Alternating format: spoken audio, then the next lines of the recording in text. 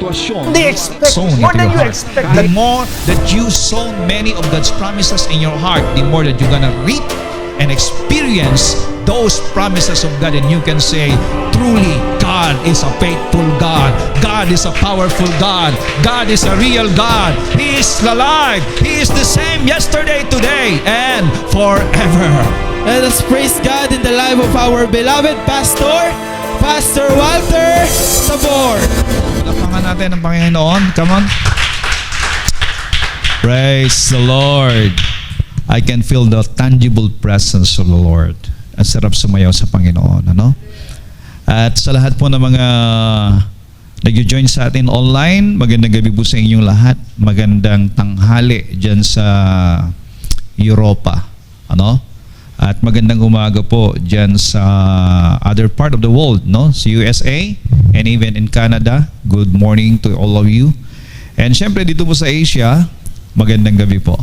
Welcome po sa ating pong weekend worship, and to all our brethren inside this room, okay, in our building, good evening everyone. And thank God I'm back sa ating pong weekend service, ano? Salamat po sa mga nagbigay po ng message sa atin, si Sister Jean. Wow. So si Sister Jean po yung nagpaawit kanina, ay siya po yung tatayo po na leader po natin dyan sa Australia. So Australia, Sister Jean Romulo is coming to you this coming October. Ano? At ganun din, ano, si Brother Kenneth Masangkay, siya po ang ating pong nakakasama po sa mga gawain po natin. Palakpakan natin ang Diyos sa kanilang mga buhay. At syempre, all the team, our music team, grabe. At sa ating pong mga tech, at sa lahat po ng mga young people natin, ano, at welcome din sa mga magaganda nating mga kasama ngayong gabi. Okay, so thank you for coming, and thank you for joining our worship. Okay, tonight I want to talk to you about growing to maturity. Lahat po tayo dapat mag-mature, ano?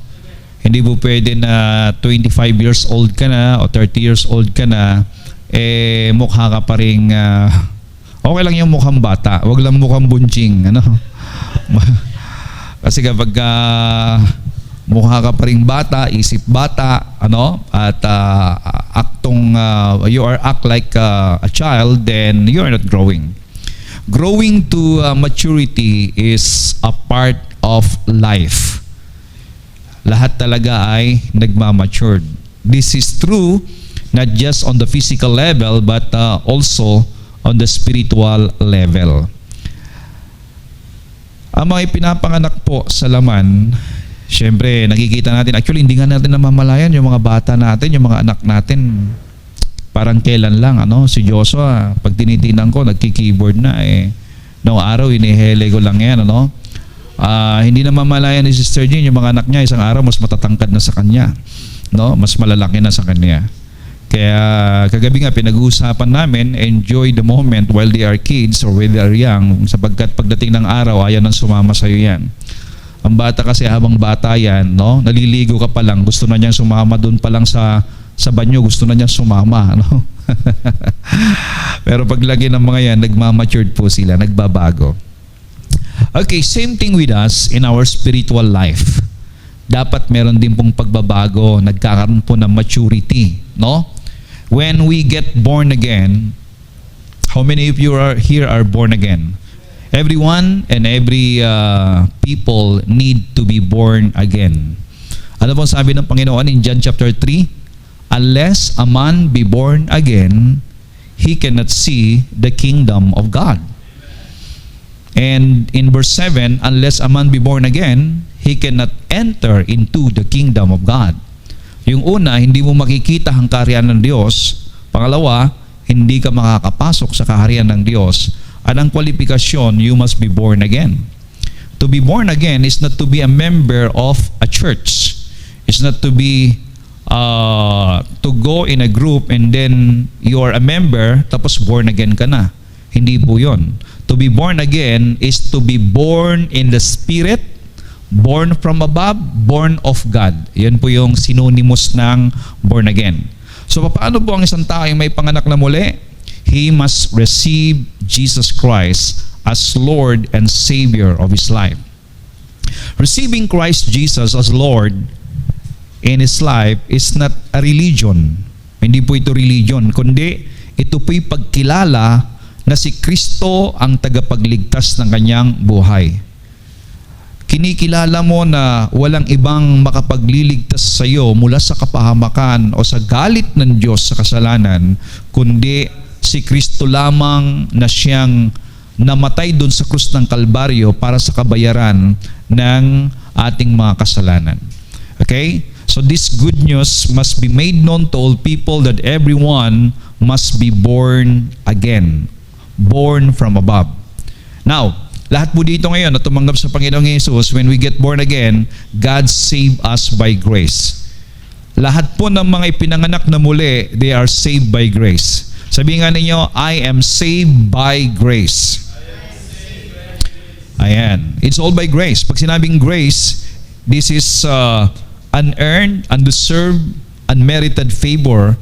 When we say grace, this is the favor of God na hindi galing po sa ating o bunga ng ating pong kagalingan, hindi bunga ng ating pong pinagpaguran, hindi po bunga ng ating effort. But when we say grace, this is a gift from the Lord. So ito po yung regalo ng Diyos. Kaya, when we get born again, God saves us by grace. He then immediately begins working in us to grow us up from spiritual infants to fully mature adults in Christ. Nais ng Diyos ngayon, kapag ikaw ngayon ay pinanganak na muli, kinakailangan mag-mature ka mula sa pagiging baby Christian hanggang sa ikaw ay maging adult in Christ. He does this through the Holy Spirit. So, ang gabay ng ating pong paglago, spiritual, is the Holy Spirit. Kaya napakahalaga po ang banal na Espiritu sa buhay natin. Yan po ang ibinigay na pinakamagandang regalo ng Diyos nung tayo po ipinanganak na muli. The third person of the Holy God, the one who go along with us, the one in us, for us, through us, and with us is the Holy Spirit. Alam nyo, ang isa sa most neglected person in the Christian community is the person of the Holy Spirit. But you know, tayo po dito sa ever-increasing grace and everyone watching right now, the Holy Spirit must be the closest person in your heart. The Holy Spirit should be the number one person na siyang pinakamahalaga sa buhay mo, because the presence of the Holy Spirit is the presence of Jesus Christ. And the presence of the Holy Spirit is the present presence of the Father. And the ministry of the Holy Spirit is to pour out the love of the Father in our heart, and also to testify the reality of what Jesus Christ has done on the cross. Ay, grabe. Itong magpapaunawa sa atin kung gaano kahalaga ang buhay na tinanggap natin sa Panginoon at kung gaano rin katindi, kabigat, ang ginawa ng Panginoon Jesucristo doon sa krus ng Kalbaryo. When you hear the voice of the Holy Spirit, you can know that everything in this world is temporal. Lahat ng bagay dito sa mundo ay temporary. Therefore, when you know that everything in this world are temporal, then you cannot give value the things of this world more than the things of God. Higit mong papahalagahan ngayon yung mga bagay ng Diyos. Alang magpapaunawa lamang sa atin ng mga bagay na ito ay walang iba kundi ang banal na Espiritu. So what makes us mature in our Christian life is the Holy Spirit. He demonstrates to us God's infinite love and undeserved favor. I love it. The Holy Spirit will demonstrate to us God's infinite love. Do you understand the word infinite? Pag sinabing infinite, it is beyond measure. It cannot be measured by any measurement of man, or hindi rin kayang abutin ng ating isipan. Kaya nga po hindi natin kayang sukatin ang pag-ibig ng Diyos. Para bang lumipad ka sa kalawakan at pagdating mo sa kalawakan, akala mo may hangganan pero walang hangganan. That's the love of God. And the Holy Spirit will reveals unto us this infinite love. Hindi lang niya i-reveal, He will going to demonstrate that love. Masarap bang ma-in love? How do you feel when you're in love? Langit ang aking nadarama, di ba? Parang ganun If you're in love, parang langit ang nadarama. Actually, it's unexplainable. Well, ang pinakamasarap daw, pinakamasaya daw na pakiramdam, yung in love ka.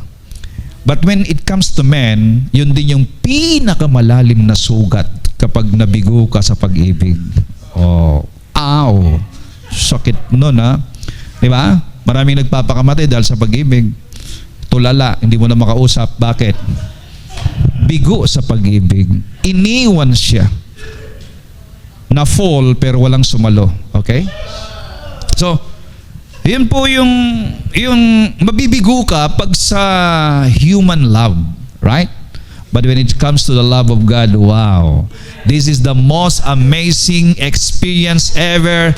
At yan po ang gusto ng Diyos na ipaunawa sa ating lahat.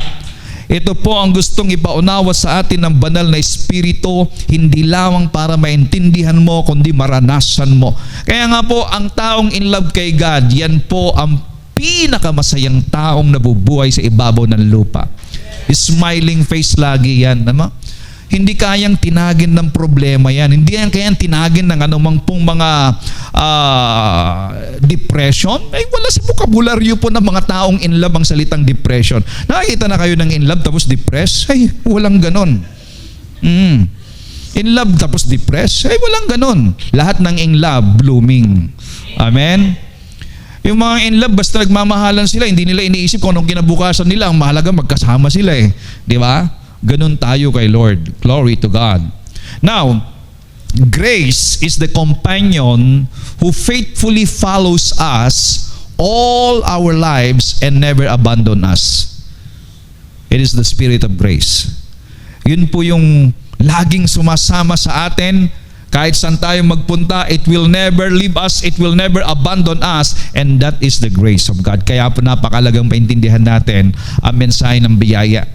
And the continuation of being saved by grace is our discipline by grace. The same grace that saved us also matures us spiritually. Ang sabi po ng Philippians chapter 1 verse 3, 4 and 6, every time I think of you, sabi ni Pablo, I give thanks to God. Whenever I pray, I make my requests for all of you with joy. Ang sarap nun, Parang yung pong lahat ng mga nakikinig, lahat po ng mga members po ng Ever Increasing Grace, every time I think of you, I am lifting up every one of you to the Lord. Minsan hindi ko na mababanggit yung mga pangalan, I just allow the Holy Spirit to speak and to pray through me. Alam niyo, yung pinakamaganda pong panalangin ever, makinig po kayo sa akin, is you allowing the Holy Spirit to pray through you. And how to do that? By speaking in tongues. If you're not yet speaking in tongue, just say hallelujah. Oh, glory, hallelujah. Hallelujah, hallelujah. Maganda naman yung mananalangin ka ng word of, known words. Yung pong salita na sinasabi natin. Kaya lang minsan napapagod yung isip natin sa kaiisip kung paano tayo manalangin. But if you allow the Holy Spirit, The prayer of the Holy Spirit is the perfect prayer. Sabihin nga natin, sulat nga po ninyo yan, the prayer of the Holy Spirit is the perfect prayer. At yung pong prayer ng Holy Spirit, yun po yung hindi pwedeng tanggihan ng Diyos. Amen? Perfect nga eh. Alam niya kung ano po yung kanyang hinihingi. And you know how to do that? By praying in tongues. O rianda shikiriyamba, handi shikiriyandehe. O ramakundu rianda shikiriyandehe. Ang sarap pong manalangin. Just allow your tongue. If you are praying in tongues, it is not you talking to men, but it is your spirit talking to God. At ang nagkakaunawaan doon ay yung spirit mo at ang spirit ng Diyos. The spirit to spirit talking to it. And it will edify you. Ay, grabe. Now, I'm praying for you, sabi ni Pablo, and in verse 6, I am certain that God, the word certain is sigurado, tiyak. Ako'y nakakatiyak, sabi niya, that God who began the good work within you, sino po nagpasimula ng mabuting bagay sa iyo? God will continue His work until it is finally finished on the day when Christ Jesus returns. Oh, glory. Yung pinasimulan ng Diyos sa inyo, tinitiyak niya at nakatitiyak ako, sabi ni Pablo, that He will finally finish hanggang sa pagbabalik ng Panginoon. Ibig sabihin, pagbalik ng Panginoon, yung ginawa ng Lord na sinimulan niya sa buhay po natin, it will be presented perfect in Christ Jesus. Kaya, believe and have faith in the work of God. At ito po'y sinimulan ng Panginoon. Sabi nga po ng Psalms 138 verse 8, the Lord will work out His plans for my life. Sino pong magwo-work out? It is God. For your faithful love, O Lord, endures forever. Oh, glory. It is the love of God that endures forever ang siyang gagawa sa buhay po natin. Don't abandon me, for you made me. In Philippians chapter 2 verse 13, God is working in you. Sabihin nga natin, God is working in me.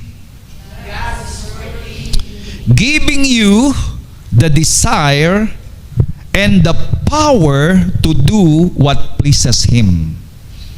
Wow. I love that. Philippians chapter 2 verse 13. Ang nagbibigay ng desire sa atin at kapangyarihan para gumawa ng mga bagay na nakakalugod sa Kanya ay ang Diyos. Kaya if you decide to do something good, it is God who put it into your heart. Yung commitment mo na naglilingkod sa Kanya, kagalakan mo na naglilingkod sa Diyos, kahit nagda-drive ka lang o nagpipiding o anuman po yung trabaho mo sa loob ng church, nagsishare, nagba-Bible study, nagpe-pray, everything that you're doing, even in your business, in your works, ginagawa mo for the glory of God at meron kang kagalakan, it is God who works in you. You must recognize that. Bakit kaya ang saya-saya ko na gumagawa ng mga bagay na ganito? Minsan nga, hindi na ako naintindihan ng mga kasama ko sa bahay. Lagi na lang daw akong sa church. Lagi na lamang daw akong puro gawain. Puro ganito. Tapos parang hindi ako napapagod. Trabaho pa ako ng trabaho. Ang sipag-sipag ko. Lahat na lang inalinis ko. Naugasan ko na ang lahat ng plato. Naugasan ko na ang lahat ng sulok ng aming bahay. Ang banyo, lahat. Pero parang hindi ako napapagod. Pinagpapahinga na ako, ayaw kong magpahinga, galak na galak ako. It is God who do the works in you. Hallelujah! Ito po ang buhay ng mga mananampalataya.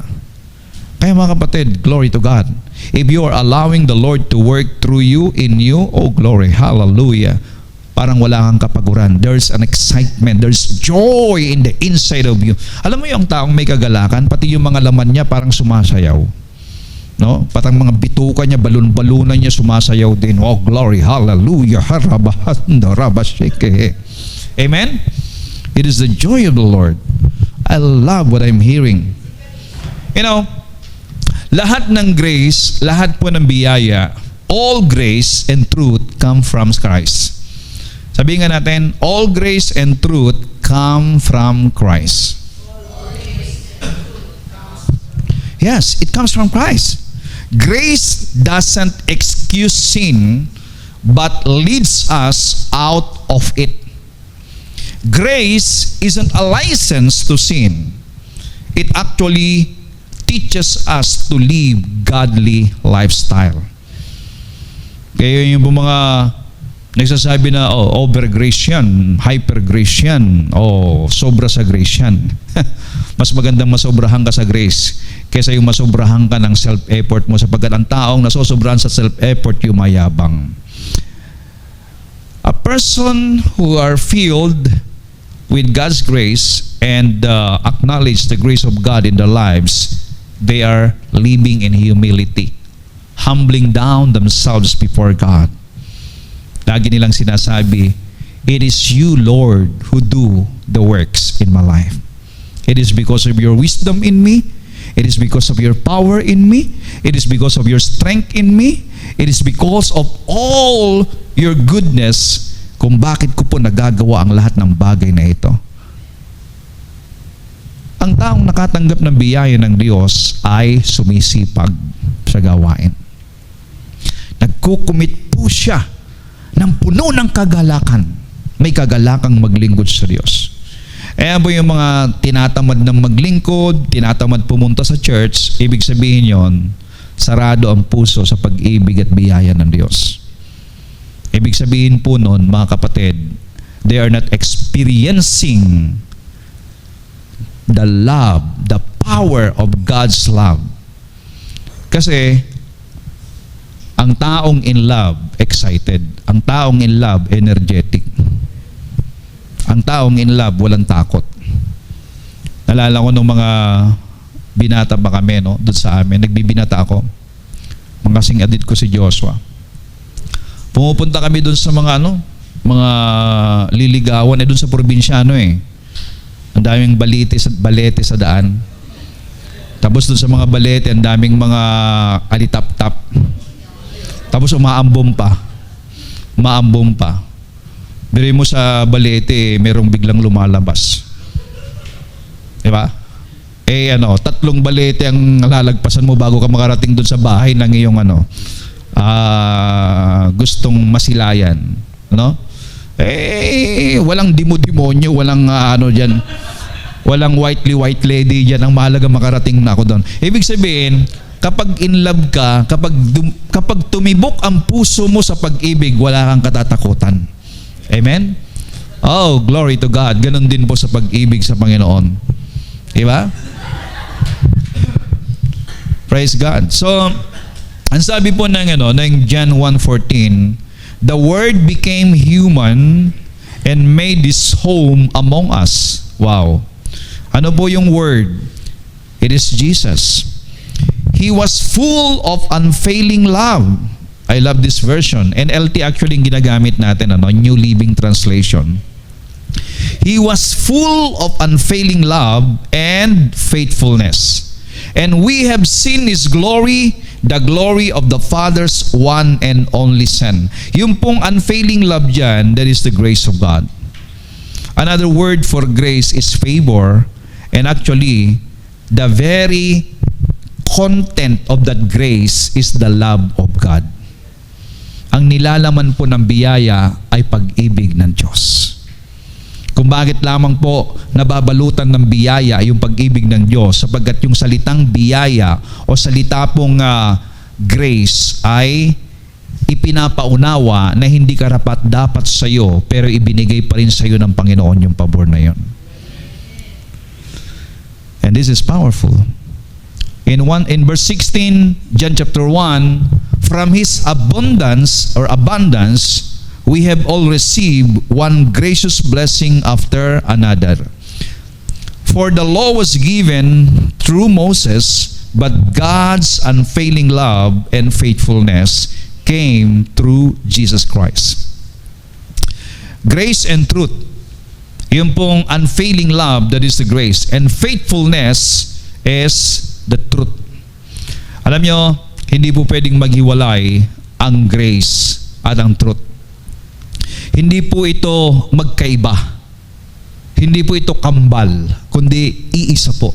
Kung nasaan ang biyaya, nandoon ang katotohanan, at kung nasaan ang katotohanan, nandoon ang biyaya.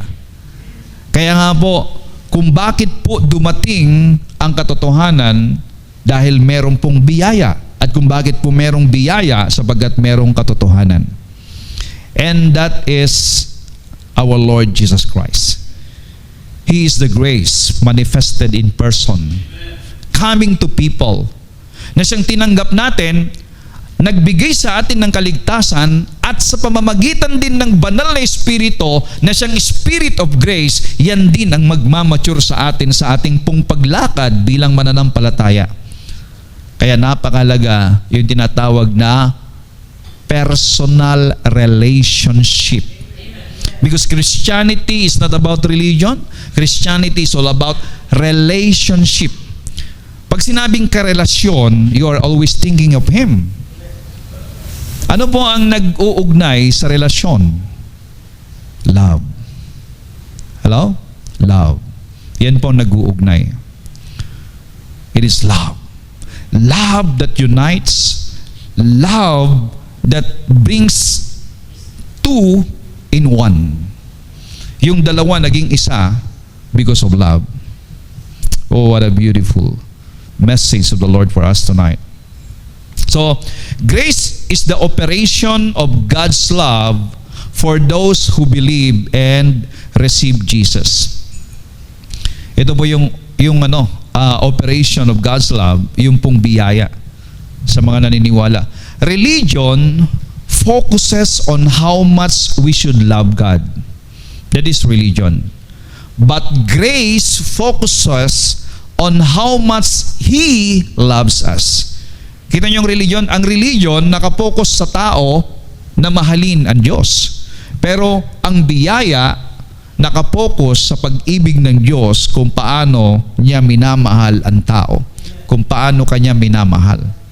At ang taong nakatanggap ng pag-ibig ng Diyos ay nagmamahal sa Diyos. Yung pag-ibig na naibibigay ng tao sa Diyos, yung mga nasa biyaya ay yung pong tinanggap nilang pag-ibig mula sa Diyos. So we must believe in this love that we receive from God. Yung love na yan na natanggap mo, kapatid, ang ganging dahilan kung bakit ka nag-iinit na naglilingkod sa Diyos. Ang tindi po ng pag-ibig ng Diyos sa atin. Minahal niya tayo, hindi nung tayo nabago. Minahal niya tayo hindi nung tayo po'y nagbago na, kundi ang sabi po ng Ephesians chapter 1 verse 4, even before He made the world, God loved us and chose us in Christ to be holy and without fault in His eyes. Ano ibig sabihin nito? Bago pa man likhain ng Diyos ang mundo, minahal ka na niya. Minahal ka niya para maging banal at walang kapintasan sa kanyang mata. Okay? You are chosen by God in Christ Jesus. Nakita na kasi ng Panginoon, parang ganito, kung ito yung mundo, nandito ang Diyos, bago pa man niya likhain ang mundo, nakita ka na niya, natatanggap sa Panginoong Yesus. At dahil nakita ka na niya na natatanggap sa Panginoong Yesus, itinakda ka niya, pinili ka niya para mabuhay na may kabanalan at walang kapintasan. In Christ. Ibig sabihin, kung bakit ka banal at walang kapintasan, dahil ikaw ay nakay Kristo. Now, when you understand this wonderful truth, ito po yung magbabago ng buhay mo. Kasi makikita mo ngayon that, wow, ganun pala ako kamahal ng Lord. So, yung pagbabago ng buhay, and what makes our lives transform from glory to glory, paningning ng paningning, paganda ng paganda, paliwanag ng paliwanag, ng buhay po natin, palapit ng palapit sa Diyos, ibig sabihin talagang pakinang lang pakinang buhay mo sa Panginoon, painit ng painit yung pag-ibig mo sa Diyos at paglilingkod mo sa Panginoon, because you are going deep in your understanding of how much God loves you, and you are in a constant relationship with the Holy Spirit na siyang nagpapaunawa sa iyo kung gaano ka kamahal ng Diyos. Verse 5, God decided in advance to adopt us into His own family by bringing us to Himself through Jesus Christ. Could you imagine? He decided in advance to adopt us into His own family. This is what He wanted to do, and it gave Him great pleasure. Grabe, no? Ang nagbibigay ng kagalakan sa Diyos ay yung ikaw ay napabilang sa Kanyang pamilya. Parang tayo, nung tayo pinanganak po sa ating pamilya, grabe ang tuwa ng nanay mo. Ano bang sabi ng kanta? Nung isinilang ka sa mundong ito, laking gulat ng nanay mo, ay ng tatay. Ganun ba yun? Hindi, laking tuwa ng magulang mo. Diba? Ibig sabihin, when you were born, it brings joy to your parents. When you are born in the family of God, it brings joy into the heart of God. Glory. We could never do enough good things to deserve God's favor. It is a gift of love. Lahat po ng mga nagagawa natin, mga kapatid, ay dahil po ito'y bunga ng pag-ibig ng Diyos. 1 John chapter 4 verse 16 says, we know how much God loves us. Do you know how much God loves you? Pag sinabi natin, we know how much God loves us, meaning you must know. Dapat alam mo. Dahil mo kung hindi mo alam, hindi mo papahalagahan. Alam niyo ba, ang hindi nakakaintindi ng pag-ibig ng Diyos, they will serve Him as a religion. Paano bang paglilingkod ng mga taong relihiyoso? Nagsasakripisyo sila para mapansin sila ng Diyos. Naglalakad sila na nakapaa, naglalakad na nakaluhod, pinapahirapan ang sarili, pinapako ang kanilang sarili sa cross. Diba? Lahat ng sakripisyo gagawin nila para pansinin sila ng Diyos at tugunin ng Diyos ang kanilang mga prayer. Religious thinking po yun. Hindi mo kinakailang pahirapan ang sarili mo para pansinin ka ng Diyos. Nung ikaw ay tumanggap sa Panginoong Yesus, tinanggap mo ang pag-ibig ng Diyos, pansin na pansin ka niya, ikaw ay special sa Kanya.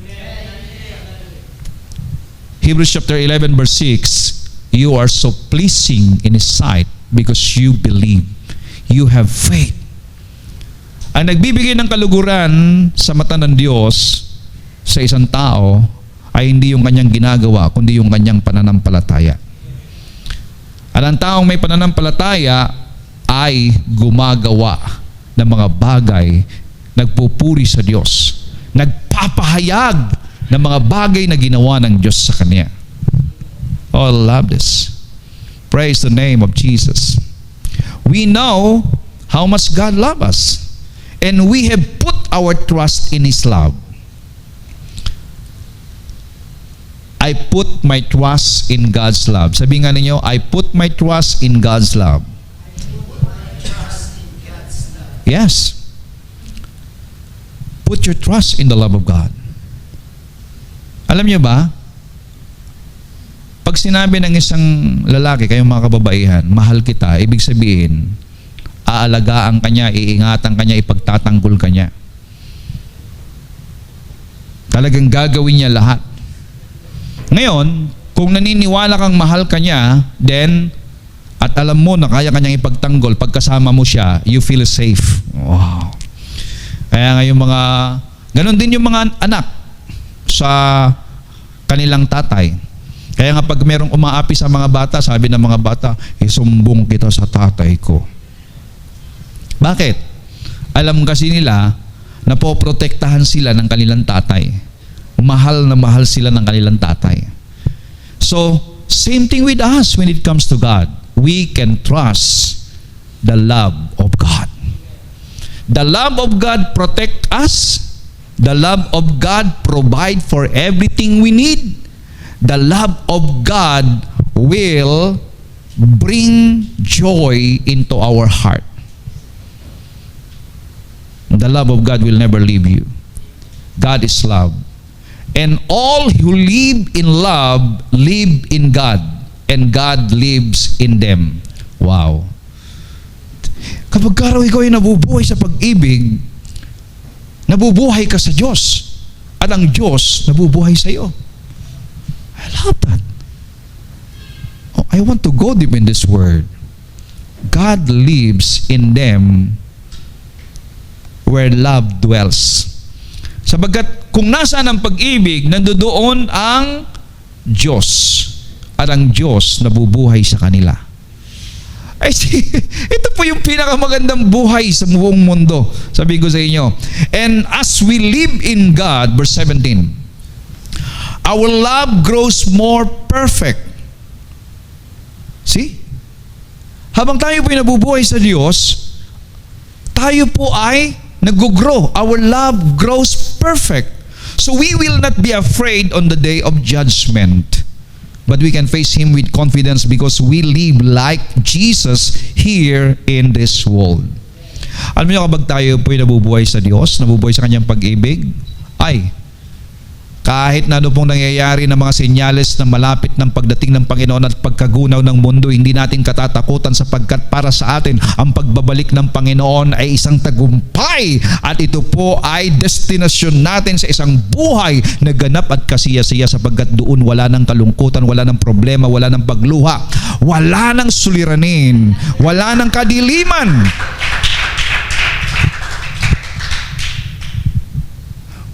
The signs of the end time are now revealed and now, visible na nakikita po natin. Although hindi po yan ang ating pong topic for tonight, pero gusto kong ipaabot, gaano mang kalapit ng end time, ang mahalaga sa atin, we are living in God's love at ang pag-ibig ng Diyos, it makes us perfect at hindi po natin katatakutan kahit ang araw ng paghuhukom. Glory. So unlike the law, grace is favor toward those who deserve punishment. In Romans 11:6, it is by grace, God's unmerited favor. It is no longer on the basis of works. Otherwise, grace is no longer grace. It would not be a gift but a reward for works. Romans 4:4, when people work, their wages are not a gift, but something they have earned. So, pag sinabi nating grace, ito po ay regalo. At yan po ang binigay sa atin ng Panginoon.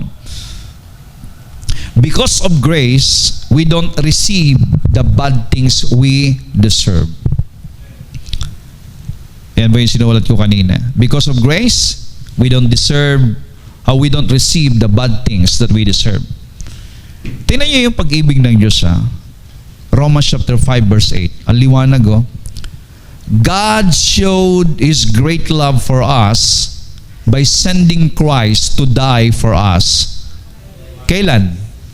While we were still sinners. Tingnan niyo, ha? Doon sa iba, God demonstrate. Dito naman, God showed this great love for you. Kailan? By sending Christ to die for us nung tayo po ay makasalanan pa. Kaya nga po, para malaman mo kung gaano kadakila ang pag-ibig ng Diyos sa iyo, huwag mong tingnan ang pitaka mo. Huwag mong tingnan ang wallet mo. Baka sabihin mo, hindi ka mahal ng Diyos kasi walang laman. Huwag ka ring tumingin sa ari-arian mo o anumang bagay. That's not the basis of God's love for you. Ang demonstrasyon, kapahayagan ng pag-ibig ng Diyos sa iyo ay doon sa krus ng Kalbaryo. Kaya you have to look onto the cross. God demonstrated His love for you at the cross. Romans chapter 5 verse 10, since our friendship with God was restored by the death of His Son, while we were still His enemies, we will certainly be saved through the life of His Son. Wow. tayo po ay friends again. Tayo po ay na-reconciled kay God because of Jesus. And in Romans chapter 5 verse 20, God's law was given so that all people could see how sinful they were. But as people sinned more and more, God's wonderful grace became more abundant. Now, how can we grow into maturity by these verses? The only way for a person to grow in maturity is to stay in the love of God. To live in the love of God. Yan po ang magpapamatured sa iyo. Ulitin ko, ang magpapamatured sa buhay ng isang Kristiyano ay ang pag-ibig ng Diyos. At ang pag-ibig ng Diyos ay naipahayag sa atin sa pamamagitan ng biyaya. Sa pamamagitan ng grace. At ang nagpapadama sa atin ngayon, nagpapaunawa sa atin ngayon, sumasama sa atin ngayon upang maintindihan natin ang pag-ibig at biyaya ng Diyos ay walang iba kundi ang banal na Espiritu. Kaya po sabihin natin, thank you Holy Spirit. At dahil po ang banal na Espiritu ang binigay ng Diyos sa atin na siyang gabay upang ipadama ang biyaya at pag-ibig ng Diyos, open your arms, open your heart, open your mind to love by the Lord. Have fellowship with the Holy Spirit. I tell you, everyone listening, you cannot grow in the love of God unless you allow the Holy Spirit to minister to you every day personally. Personally. Oh God, thank you. Thank you, Jesus. The Lord is continually working in you, in us, through the Holy Spirit. Inuulit ko, the Lord is continually, consistently working in you through the Holy Spirit. It is maturing you. The Lord is maturing you every day. Kaya, oh, glory, hallelujah. Praise the name of Jesus. Thank you, Holy Spirit. If you are focusing your heart and your mind to what the Lord has done, acknowledge the Holy Spirit in your life, you are maturing, my friend. At makikita mo even in the way you act, in the way you speak, in the way you love, in the way you decide, in your service to the Lord, in your commitment in serving God, nababago. Lagi kang nag-aapoy. This is how we mature in the Lord.